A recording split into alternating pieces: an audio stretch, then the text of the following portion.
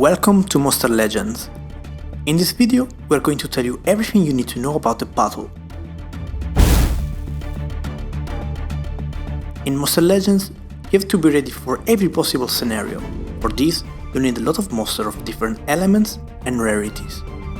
PvP, Team Wars, Survival Dungeons, Temporary Events.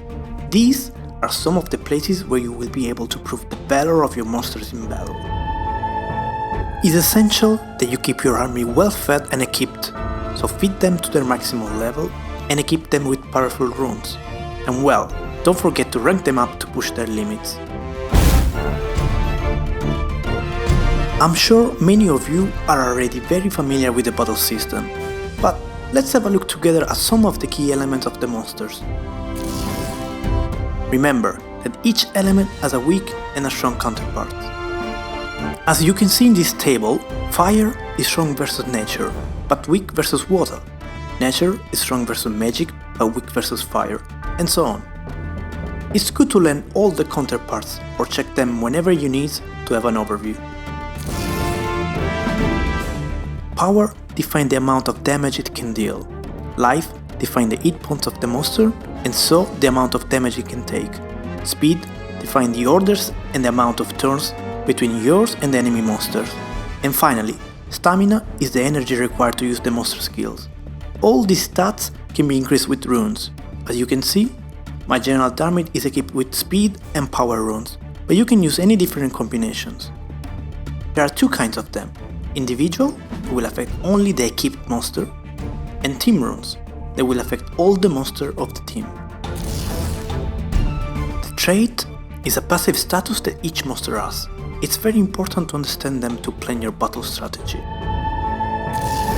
Each monster has 11 skills plus a special one.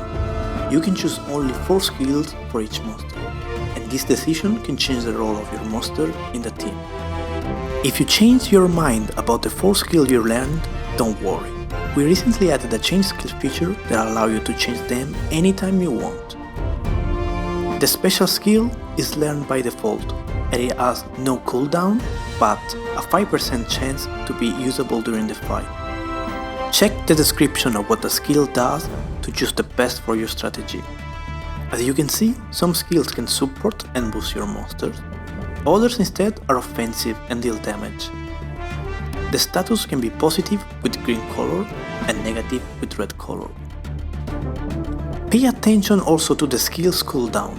Each of them has a recharging time after the use that can last several turns, so think about it.